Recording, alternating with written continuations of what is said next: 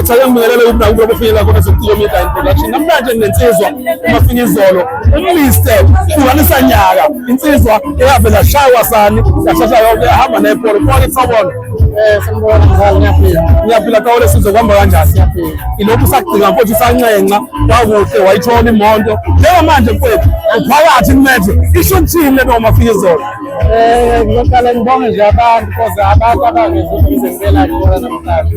So ngicela ukubona bona kuqala. Bese ngibonge ithuba lokuqala kumetho ongeyona encane. Njengoba nginominate kathathu. Ngiyabonga nje kakhulu. Mana-ke yipho sibuya nawo lapho sibuya nawo wonke noma uzobashiyela abanye? Ngibalekile kuleni ngoba inegora. Ngibalekile ku-Christmas card ngoba ngizodideka manje ngithi anginayo nomathatha. Ngizama ukuthatha level ebengiyithathile last year ngoba bengihlukanisa unyaka. Ngikusonga kude. Yeah. Uma fika izolo kulonyaka useqalile vele. Use studio uyasebenza.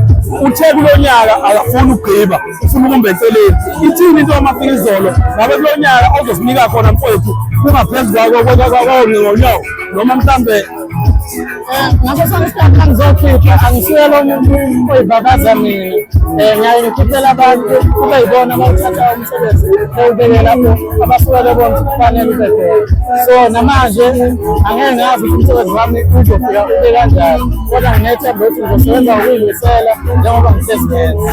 Lokhu wini i-Song of the Year asisafoni kakhulu uMaskandi into esiyibona kuwena mfowethu ushawa ojazz bani isho ukuthini leyo noma fika izolo ukuyithola mfowethu jazz music into mhlawumbe ongakazi uyicabanga ukuthi ungashiyana inkundla labantu be-jazz?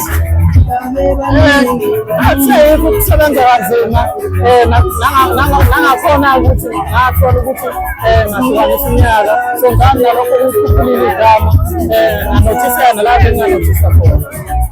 Lungile Mr Challenge siyakwazi phezulu khoma nama-challenge ayisibambiseni ikhona nongasilungisela ngawo manje i-challenge hayi sasazophetoza wethu nabo sobashayela ama-challenge sibona kuyaphusheka yini imisebenzi yabo abanye sebephephile sisazama nabafowethu ukuthi soyithola kanjani indlela yokuthi nabo sibaphushe nathi umsebenzi wethu uyeza soyiphuphuza futhi enye ama-challenge. Awuyona insizwa enomona sikubonile uveza abantu abaningi sakubona mfethu uveza umfana uFeza namhlanje ogijima ngengoma engicathi ingaphezu ka-40 million. Isho ukuthini leyo nto okona mafika izolo mfethu ukubona umuntu othe wamlekelela umbone esekhuphuke yaphezulu? Kudala nami ngingakavelele ngisakhipha ingoma ethi ngathi uyabona lo wamanje naye ngenza ividiyo okufisa ukuthi ngibe nama-artist ami mhlawumbe noma abathathu engizowasiza ukuthi ekhiphe umculo ngoba ayenginawo amandla ukuthi ngene ey'kude ngiyibona ukuthi ngaleso sikhathi nami sekukhona ngithula imali.